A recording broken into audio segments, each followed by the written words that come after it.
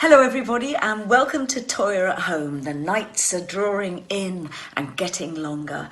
My Christmas lights are up and I'm getting ready to walk on stage for Proud Cabaret and continue the Posh Pop tour. It's a really, really wonderful and exciting time to be out there and performing and back on stage, especially when you consider what our lives were like 12 months ago. So I hope you are all well and happy and enjoying this new normality, which seems to be getting better every day. So this week, we are going to be looking at a song called Summer of Love, which was hugely popular and still is hugely popular with all of you. I remember when we released it back in August and everyone went, wow, it was totally unexpected. But what you need to know and what you need to remember is that I lived through the original Summer of Love. My husband was touring through the original Summer of Love. One of his roadies even carried Janis Joplin across the mud at Monterey, I believe, the big rock festival.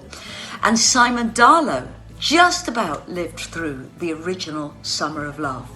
I remember wearing my cheesecloth smock as I don't think I was even a teenager. I think I was about 12 years old and wearing my cowbell around my neck and drawing flowers on my face. It was a phenomenal time, but it also was a time of incredible politics. You had the Vietnam War, you had other wars breaking out. There was general disquiet and riot around the world. And the Summer of Love was a peaceful protest of young generations wanting their future, wanting the world to be at peace and wanting the right to love each other. So let's look at the video for Summer of Love. Enjoy!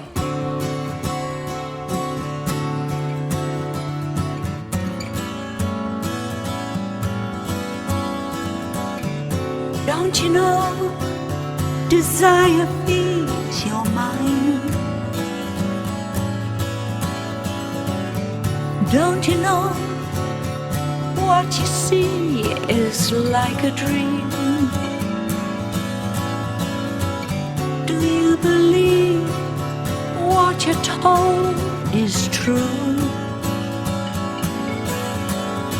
It's all going down at the beach. We're all getting high by the sea.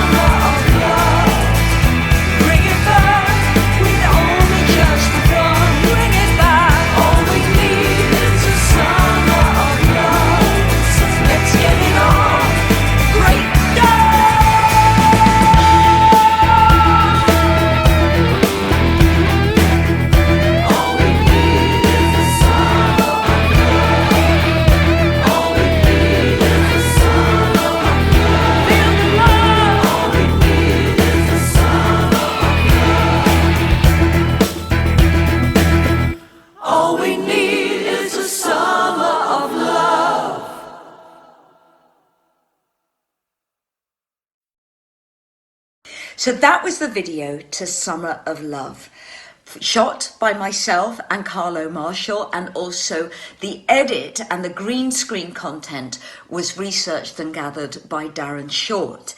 It's an incredibly important video to me because I wanted this to be a bittersweet statement. It is a protest song. So notes I have made about this song is Simon Darlow is a romantic. He is an incurable romantic. And when he came up with the idea of wanting to write a song about the summer of love, he actually meant coming out of lockdown, and this would have been a summer of love. Now, you know me by now. You know I will always shine the mirror back and go, yeah, but.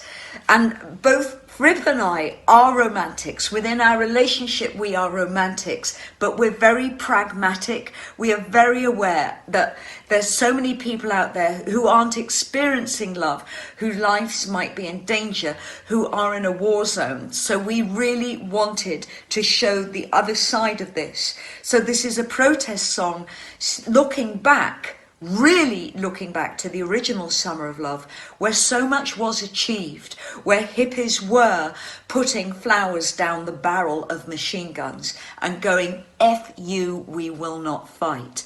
But also in the present day, when there are so many of us trying to earn a living, trying to avoid war zones, trying to find safe havens, trying to find our homes.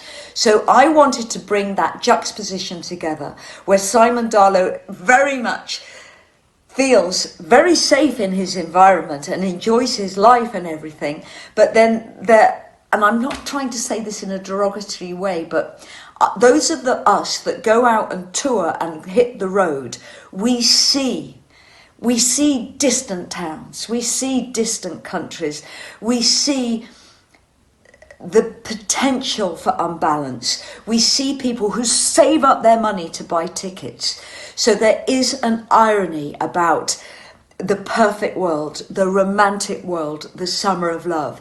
And by joining together and being united, perhaps we can bring a positive change and build that new world and that better future. So I also wanted to write down, when I was thinking about this song, that I wanted to question reality.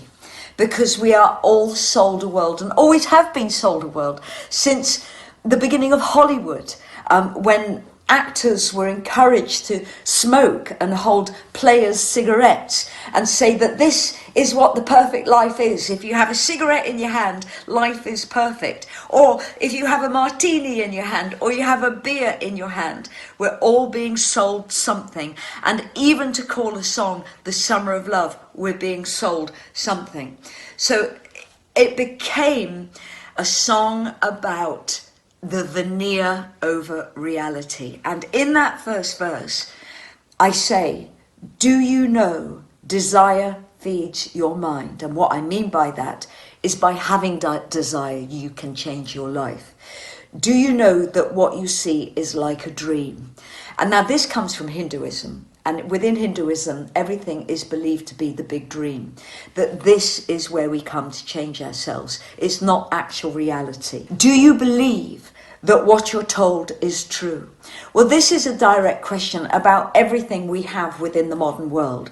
From Instagram to Twitter to Facebook to WhatsApp to absolutely everything, to TV to movies, that we're all being told and sold a dream. And to some extent, in recent years, Facebook has been revealed to be quite potentially a negative platform, because the more people comment in outrage and anger on Facebook, the more Facebook earns. Yet look at its potential. We all know through the Me Too situation, through everything, that we can now tell a truth through these platforms, but also we can still be manipulated. So that's what that first verse is about. And then we get to the real original Summer of Love in the bridge, when I sing love, peace, touch me, joy, dance, talk, connect with me. These are all the positive angles, and then into the brilliant choruses. All we need is a summer of love. Bring it back. We had only just begun, which is referencing Robert's generation and to some extent Simon and my generation. All we need is a summer of love. Let's get it on. Ban the bomb.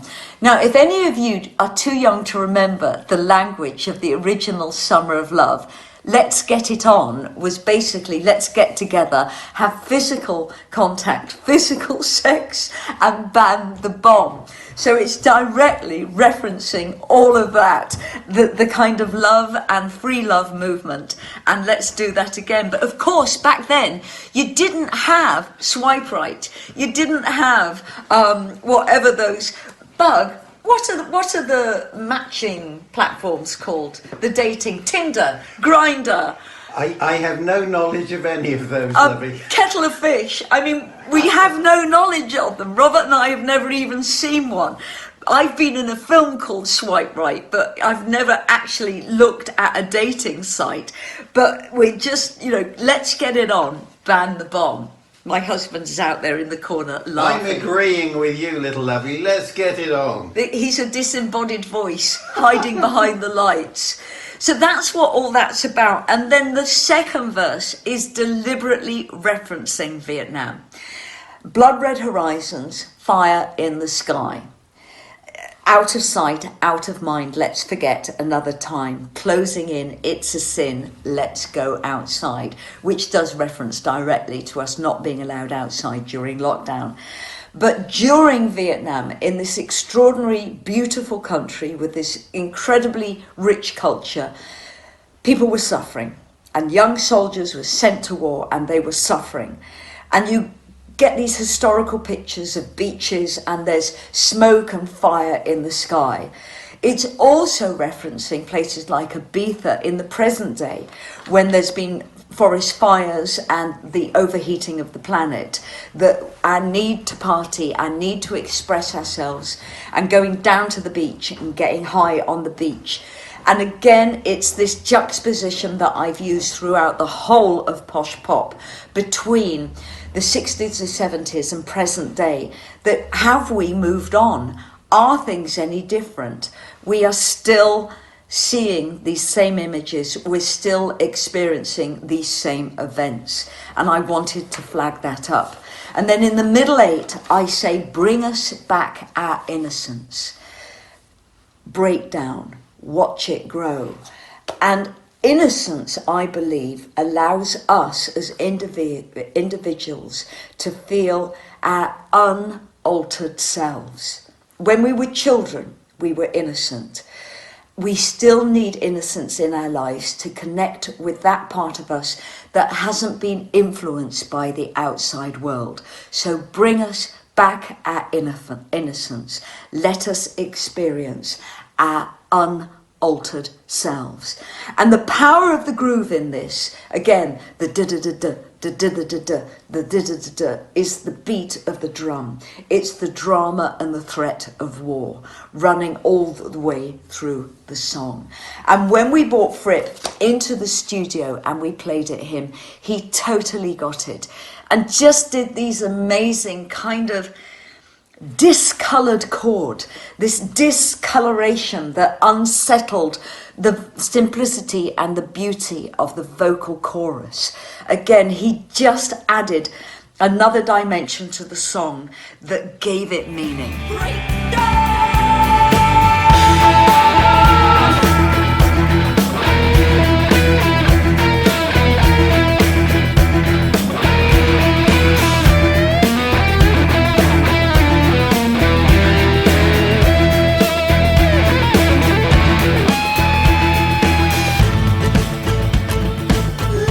And I believe that the relationship between Simon Darlow and I is incredibly special, as is adding Robert Fripp as the third artistic person in the studio, has just given so much depth to this album, and Summer of Love is an absolute classic example of that. So we will play you the video again. Tonight we have a burning question for you, and tomorrow another Toyah on the table being completely bonkers and unsettling. And what you haven't seen is my darling, darling husband walking around, looking in, holding his guitar. Frippy, I was just saying how brilliant you are playing on Summer of Love. Well, you're very generous, Lovey, but look, it was a wonderful opportunity to work with you and Simon. I mean, here's this wonderful music to play. Have fun, get going now. It's wonderful. Yeah, but your experience, having lived through the Summer of Love, I think really adds to this. Now, did one of your roadies carry Janis Joplin across a field at a festival? Yes, West Palm Beach in November 1969, a three-day festival, and it's been raining, 8 inches of mud, and Vic Vickers picked up Janis Joplin and carried her across the field.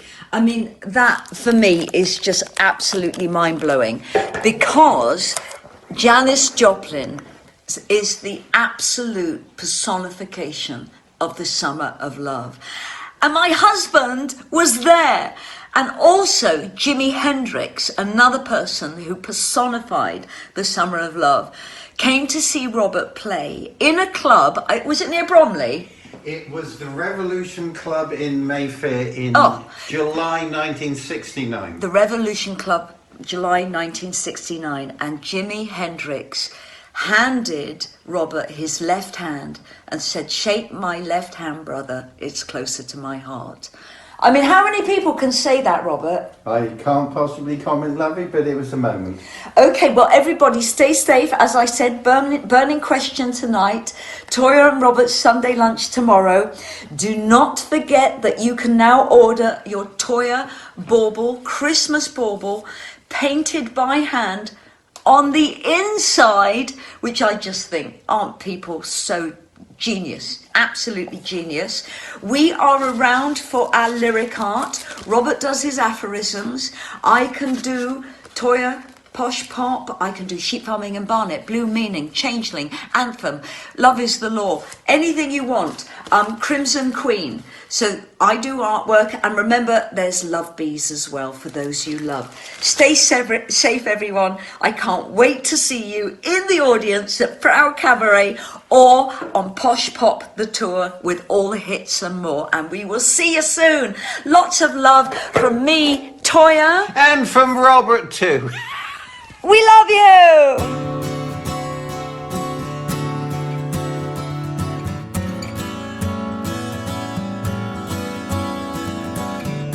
Don't you know, desire feeds your mind.